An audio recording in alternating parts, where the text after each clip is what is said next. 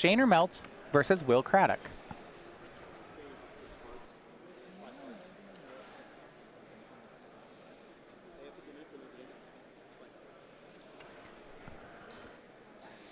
Looks like Shane's on the play here. Yeah, Shane on the play with Jeskai Flash is what we're going to call it. I guess that does make sense going back to the Restoration Angel Snapcaster era. He's on a 5-card hand here, so that's going to be trickier. Yeah, and one of the cards is Lightning Helix, which is a functional mulligan in a matchup like this. Well, it's a mulligan until it kills your opponent. If you burn them enough, they can't activate Gristlebrand a second time. It's Schrodinger's mulligan. It's a mulligan until they're dead. But that doesn't even, that's not what that means. You understood what I meant. That's not how Schrodinger's cat Now works. You're pretending like you didn't. You won't know until whether I understood it or not until you ask me. I'm not going to ask you. Right. See, that's that. I'm you telling see what you. I did there? I'm telling you that's that you actually got it. how you use the analogy. I'm telling you that you got it. Well, there's no uncertainty principle in there. That's just snap time already. All right. Serum Visions for Will Craddock.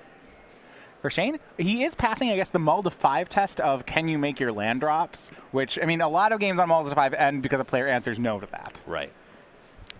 Second thing is, I mean, does your deck do anything? He has a deck that's trying to make his 3rd and his 4th land drop. I think he has at least his 3rd one lined up. The question is if he can actually produce spells that interact with the Goryo's Vengeance deck in time. Will, a 2-time winner here on the SCG Tour. Up until now, it looked like his deck might have been Grixis. Now it doesn't. Faceless Looting, discarding Gristlebrand and Worldspine Worm. Still Grixis. Yes. Just not Grixis the control. other Grixis deck. I always like that when there's enough overlap in these spells in Modern where you can gain value by pretending to be a different deck. Mm-hmm. When there was a decent amount of Blue Moon in the format, as well as Splinter Twin, sometimes your opponent played Serum Visions and you didn't know if you were supposed to fetch a basic or not. It's like right now, Shane probably end-step Lightning Helixes Will's face. But if Will, let's say, had just played another Serum Visions and a tap land and said go, no way Shane makes that play. Right.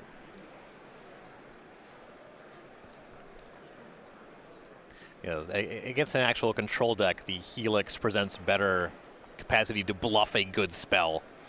Doesn't really matter about going upstairs straight away. Yeah, there's never going to be a target for that Lightning Helix. Might as well cast it, especially because his mana might be spoken for the rest of the game.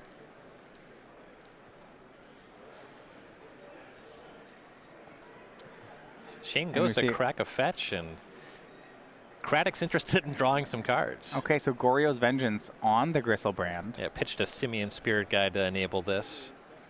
A reasonable and honest Magic card is that Simian Spirit Guide. So this is on end step, so Gristlebrand will stick around at least for a turn. I mean, he still will die at the end of Shane's turn. But if Shane had a Mantis Rider, it's not getting in now. One of many barriers to Mantis Rider's playability in the format. Monastery Swift Spear. I think that's it. There started to be a 4-color humans deck taking up some share of the 5-0 leagues on Magic Online, and it does feature Mantis Rider. So Lightning Helix from Shane sends Will down to a relevant 7. It means he can't activate the Gristlebrand again. See, we're still Will now going to clean up. He did draw 7 off that Gristlebrand. It gets relatively easy to set up and combo off again after you draw 7 additional cards. Yeah, you see Will picking the ones he wants to keep, it looks like right now. I would assume if he's making this value Gristlebrand right now that he has another Vengeance in hand. It's also possible that when you see Scalding Tarn, you kind of get in on any window that you can. Drawing 7 cards makes it a lot easier to combo off through blue spells.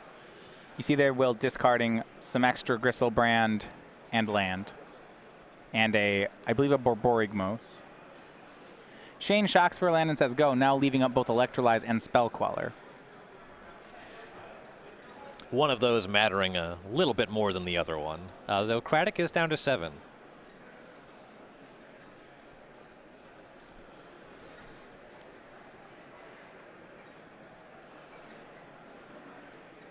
Though it wouldn't have mattered that game, there was a Will really did take advantage of some sequencing on Shane's part, using that Goryo's Vengeance in response to the fetch land. If Shane wanted to stop that from happening, he would have had to crack the fetch land in response to that very first Faithless looting.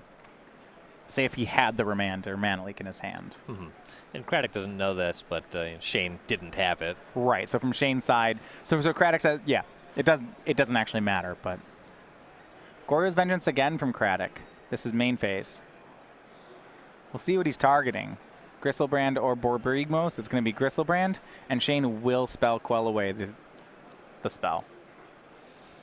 And now Craddock's actually in a fair amount of trouble. Yeah, he drew 7, so his life total is very low. There's also an Electrolyze in Shane's hand. Puts Will down to 5.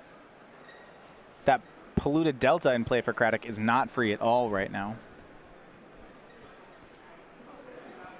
And you mentioned that Spell Queller would be good in this matchup. It's certainly looking that way right now. So worth noting that Craddock is on the Nourishing Shoal build of Goryo's Vengeance. Okay. So he can gain quite a lot of life at any window here, assuming he has access to that. He's going to lead on, it looks like, Manamorphose. Challenges Shane to have another counterspell. And Shane has to actually be careful, because if he has a Spell Queller and uses it here, Will could then just play a land and Goryo.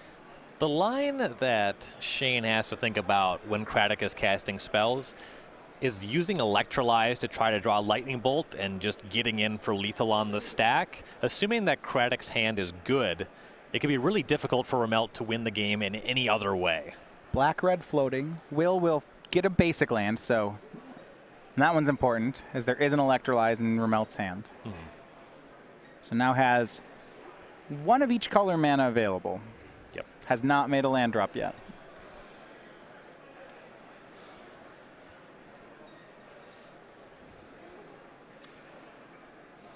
Goes down to 2 on a shock here from by Blood Crypt. So now that Electrolyze is lethal. Desperate Ritual. See if Shane wants to respond now. This is as good a spot as any. Yeah, red-black floating, so make more mana. Here's Through the Breach. Electrolyze, is it lethal? Yes, it is. So on the mull to 5, it is Shane Remelt with Jeskai Flash taking the win. Yeah, Craddock not able to produce that Nourishing Shoal there. Getting a little bit punished for getting aggressive with that Vengeance on the Gristlebrand. Yeah, it's really interesting. So possibly his other way to play that would have been to, instead of sneaking in that draw 7, it would just be to kind of try to brute force your way through. Each turn be like, all right, I'm going to Goryo this turn, counter. Okay, I'm going to Goryo this next turn, counter. All right, I'm going to Through the Breach this turn. Like, just challenge him to have enough counter spells. In particular, when your opponent mulligans to 5, that makes that a lot more inviting. Yeah, I don't like doing that into a 7-card hand against a blue deck. I actually, that's exactly the game they want to play, where I let them only challenge them to have 1 counterspell per turn is very easy on their mana, and they have a lot of them. But on a mull to 5, sometimes you change your plan then, right? You say, okay, well, I don't know if you do have 3 counterspells. You only have 5 cards. Right.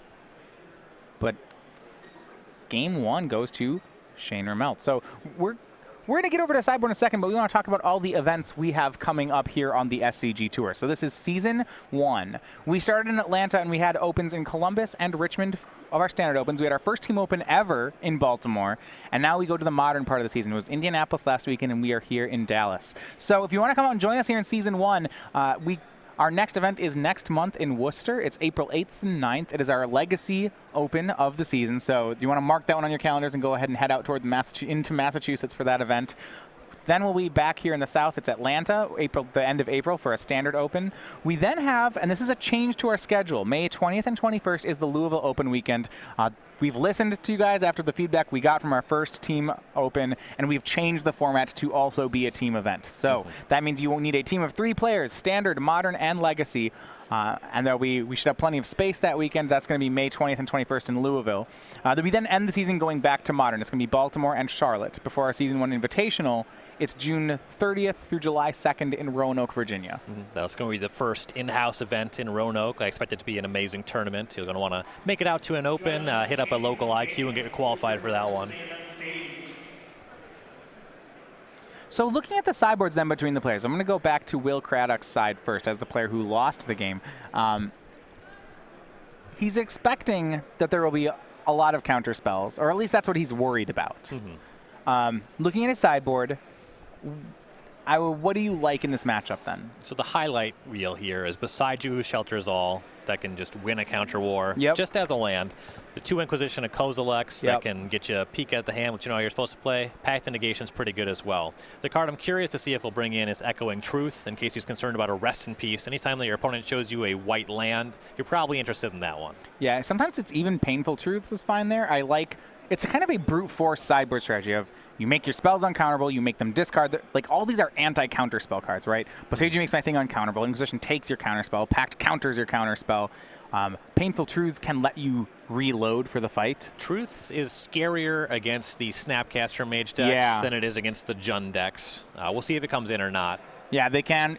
I mean, he did die to burn spells there, so he's got to... You're right. On Shane's side, his sideboard is not well prepared for this matchup. I wouldn't think.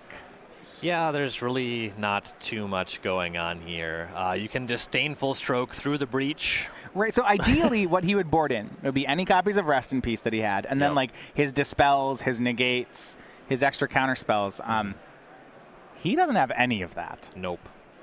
Likely going to be trying to go for this burn plan. It doesn't really have the capacity to sideboard out really too many of these Lightning Helixes. If Craddock's aware of that, it makes the Leyline of the Sanctity on the sideboard a little bit better. Oh, that's interesting. That's so... there's no way he did that. It would be very surprising. You know, as a combo player, I'm worried about counter spells. Yeah. But that said, Shane didn't need that much game 1. 5-card hand, no problem. You know, an update on that Lightning Helix Schrodinger's Mulligan. It was, in fact, a relevant card. That doesn't even mean anything. You know what it means, and it does mean something. Well, it meant that he won the game. Had just enough burn to win it. That's what I said. Will's back on the play here for game number 2. The player's going to trade some lands.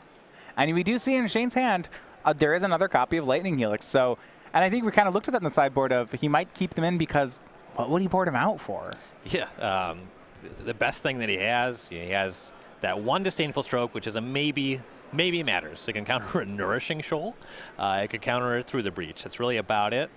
Other than that, he can board in even Mind Sensor because it attacks. It attacks. You might get a fetch land with it. That sounds horrible. It is not ideal. I mean, I guess then you'd have to ask which one is likely to do more damage, a Lightning Helix or an Aven Mind Sensor? And I think it's Lightning Helix. It certainly is close. Yeah. End step, upstairs, Shane sends a lightning bolt. His game plan likely revolves around getting 1 or 2 creatures, and I think he has a high enough threshold where he doesn't really need to be bringing in additional creatures. There's some argument for the Mind Sensor over his Geist of Saint Drafts just because it has Flash.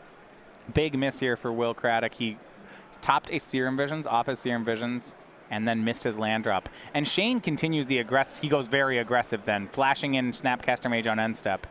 I like it. I like it. He also, however, though, misses the land drop. So now we have a real interesting game. And the fact that Remelt was going to be missing that land drop is a large part of the motivation for casting Snapcaster Mage there. Will draws a card, does nothing, says go. Shane end step Lightning Helix you. Then Will discards Goryo's Vengeance. So maybe he does have a land and wanted to discard it. It's possible. Could be.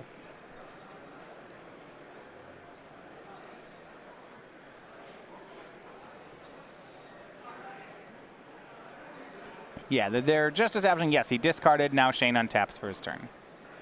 Path to Exile, Lightning Helix, Geist of Saint Traft, all in his hand. Yeah, and Remelt was tapped out there, though once Craddock discards the card, that is the last thing that happens in a turn. Neither player will receive priority again. Exactly. And Goryo's Vengeance, this is on Shane's turn. We'll get the exact timing on when this is. This is during Shane's upkeep. He's going to Goryo's back the Gristlebrand. Trying to get around a counter spell here. So there's a lot of interesting timing. So if he does it in his upkeep, then he dodges Shane drawing a counter spell.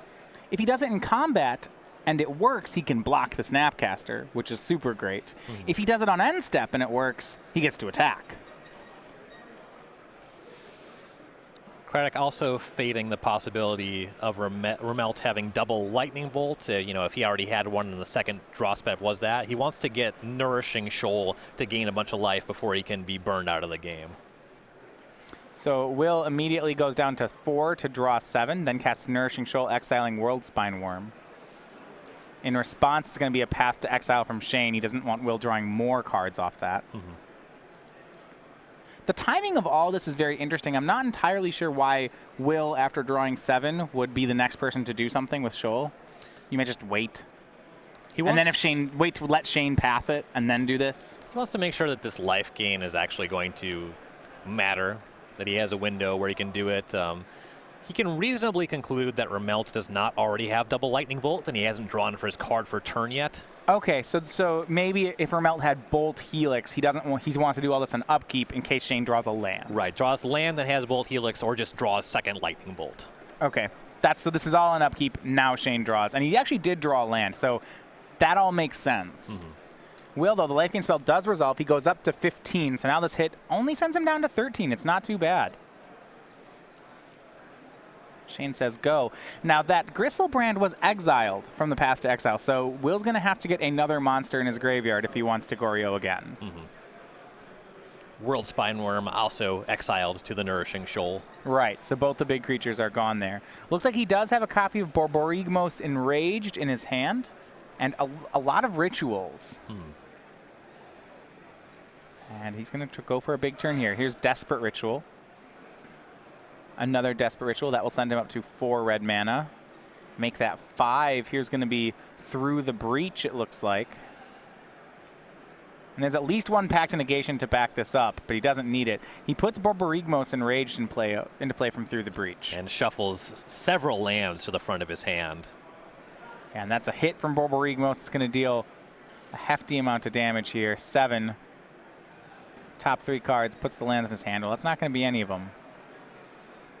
It's interesting here. He had the option of putting Gristlebrand into play there, but he went with Borborygmos. This one is lethal this turn, assuming that he has 4 lands in his hand. Yeah, well, there is a Lightning Helix, right, in Shane's hand. Can still pact that one. It's true, he has 2 blue pacts in his hand. It's possible that he needed to hit on that trigger to make this lethal he only this has turn. 3 lands? Ugh, it's close. If it's not lethal, you can't cast any of those pacts either. Right. He has enough life where he can survive to next turn anyway, and he has enough cards in hand where he has to discard some things anyhow. Yeah, so it looks like since he didn't hit the 4th land, he went and discarded a land to kill Snapcaster Mage instead. Yep, there's still a little bit of game to be played, so it makes sense to manage the table here. Lightning Helix is going to be cast here.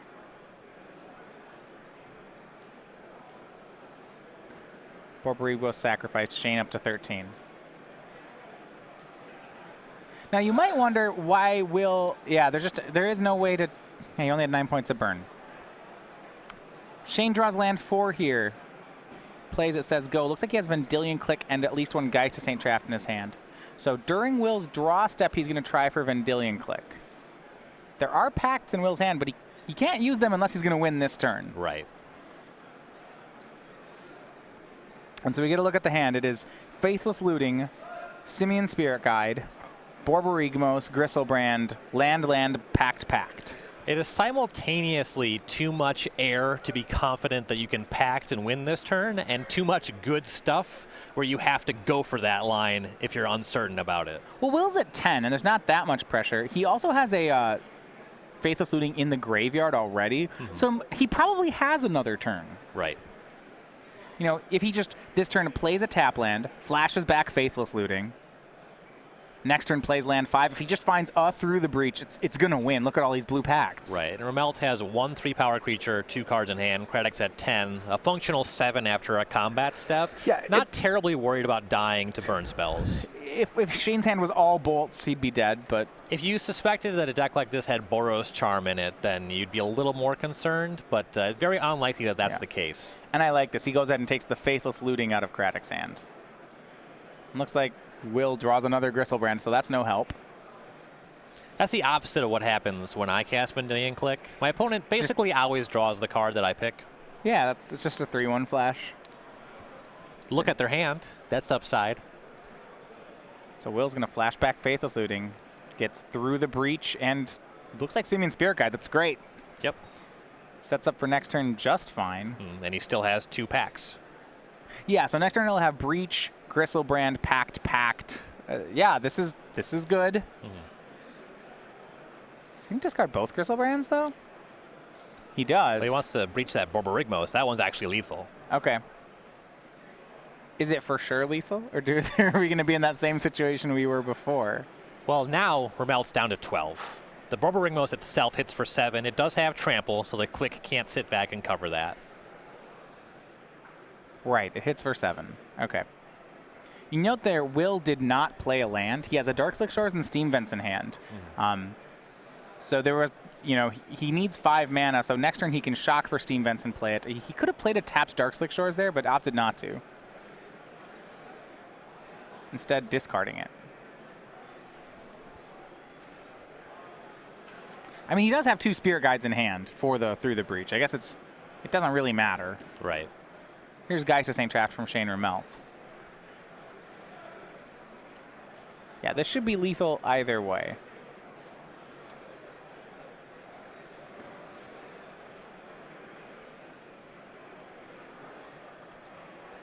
Unless he only has...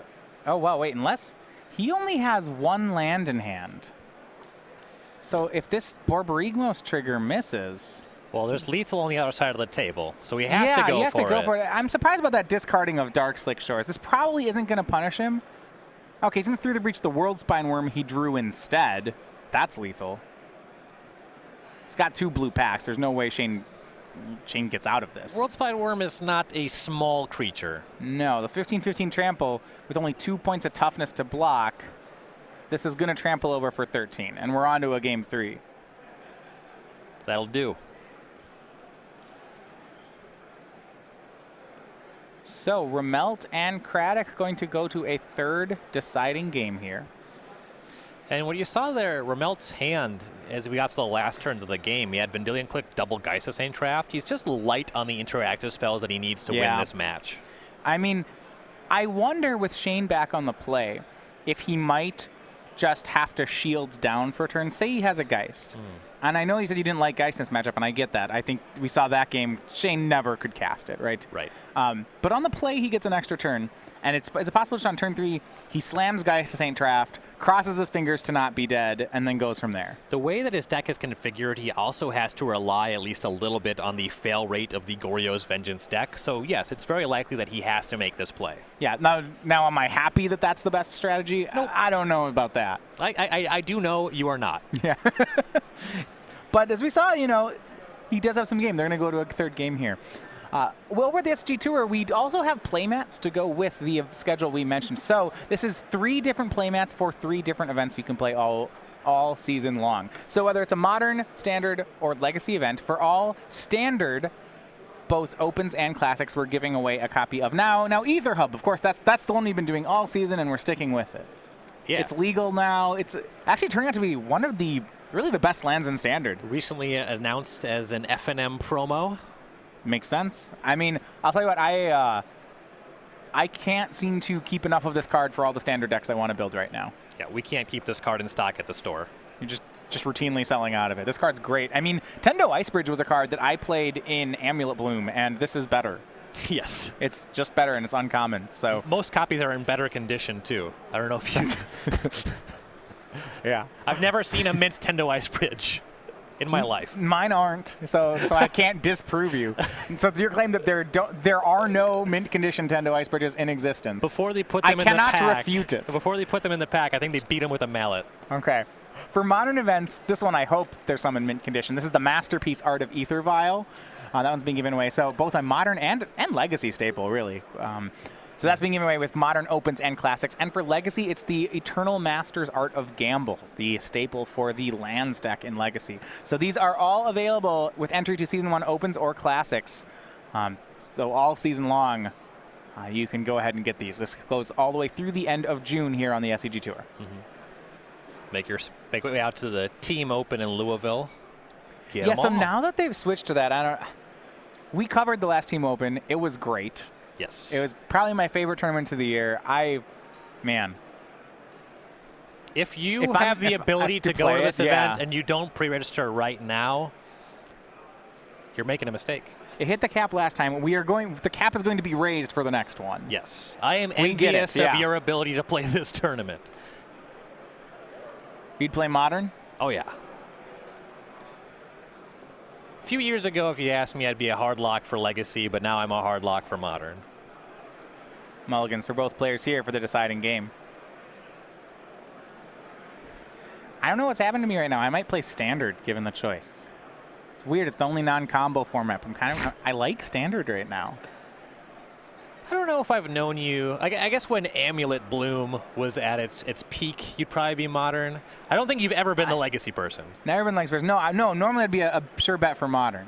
You know, there's always some way to play Primeval Titan, and it's usually in Modern. I would go for Standard if we got that window where I was playing that Chromanticore deck. Oh, dude, that was the Flayer one, right? The Hex. Oh, yeah. Ugh. That deck was gas. Yeah. You got to the Pro Tour playing that. Sure did. That's ridiculous. There's video evidence of that happening.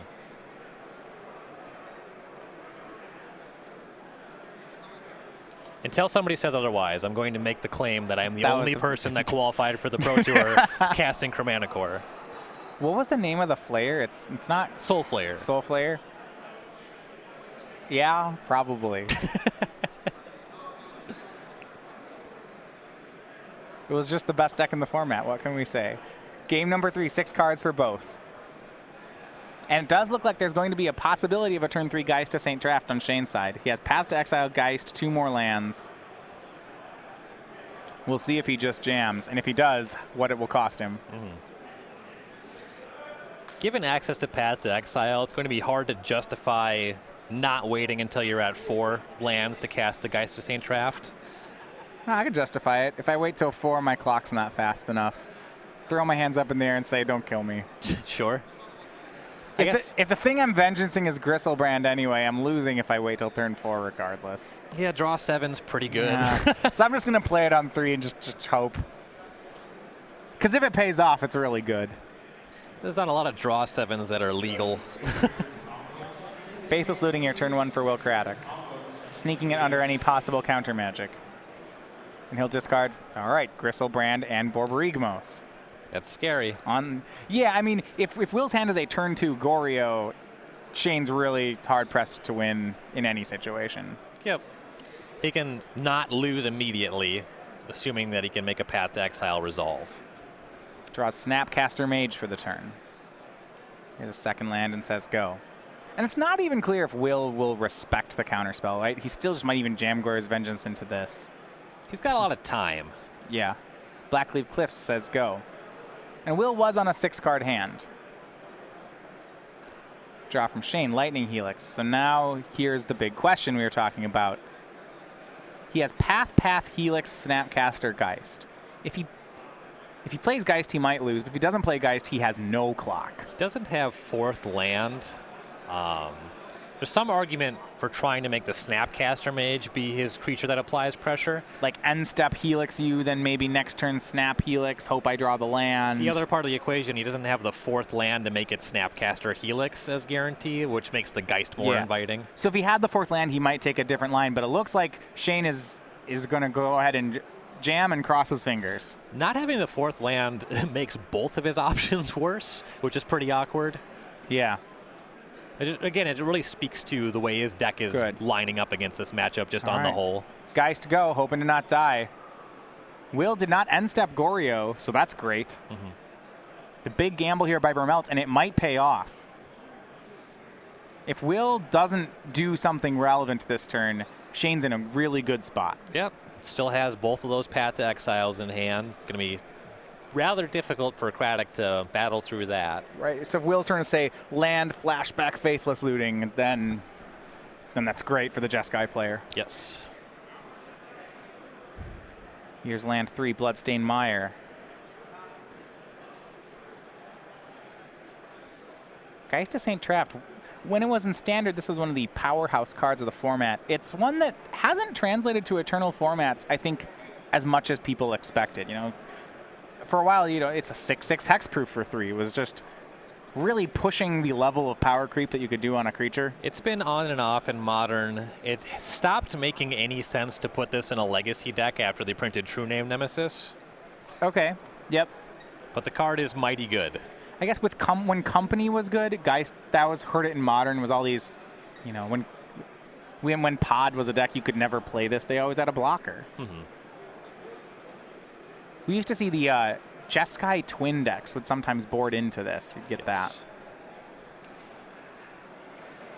Even the control decks, they would board into this. You would expect your opponent wouldn't be able to deal with that in the post-sideboard games. Okay, so when we said it was going to work, maybe we spoke too soon. Will's canned great here. He's going to go ahead and use Nourishing Shoal, pitching, I believe, one of his green creatures to gain a lot of life, and then Goryo's back the Gristlebrand. Using Splice onto Arcane with the Vengeance onto the yeah, Shoal. it might be why it's in his hand. Yeah. That's really neat. Full disclosure, I thought the Splice card on this card cost was 4. That's pretty messed up. And now with Will at 29, he'll draw 7 once to go to 22. Yeah, I don't know. I don't know about this one, Ryan. This seems like this is some danger for Shane. Will's going to draw 7 more cards. Goryo's Vengeance was a lot less intimidating when it was bringing back Kuru Pitlord. Yeah. Gristlebrand is objectively a scarier demon. I don't know. Have you ever beaten a Kuro Pitlord?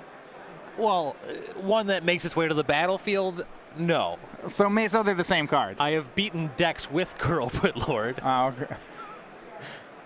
Let's see. So having drawn 14, Will going to pick a choice 7 here. Continuing with Kuro Pitlord trivia, that was actually one of the main reasons that Momir basic lists skew themselves towards Swamps, yes, you can pay for him. I always did the mountain heavy builds because there was a dragon that would shoot people for the number of mountains you had. Okay. And he was, I think, a 9, so he was important. Craddock just drawing hundreds of cards here. The other strat was you'd play Rainbow Lands and then hope to keep the original legends like Chromium, Palladium Wars, Nicol Bolas. Yeah, you try to get them, and so you try to get lots of different lands so that you could pay for them. Sure. This hasn't been for years.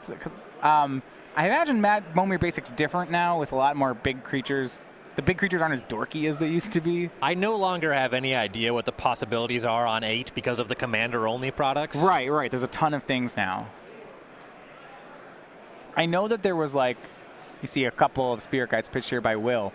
One of the issues was there were a lot of printings on Magic Online of Denizen of the Deep. He's an 8-drop that bounces all your other creatures. He's horrible and makes you lose the game. But for some reason, he was in the random number generator pool 3 or 4 times. So sometimes I'd get him and he'd be gold bordered, but he'd still do the same thing. So recently, there's been a move towards the breaking entering version of the Goryo's Vengeance deck, and the reason is it's more resilient to graveyard hate. Here you see the strength of the Shoal version. It's way easier to kill the turn you start comboing off. So what happened there was Will pitched some Spirit Guides, then Manamorphosed into black mana, and then Goryos'd back the Borborygmos on the same turn. I believe drew 35 extra cards off of Gristlebrand, 28 maybe, whatever. 28. So we said Shane's plan was going to be to play a turn 3 Geist and then say, do your worst. Well, that was the plan, and Will's worst was pretty bad, and Will's going to win the game.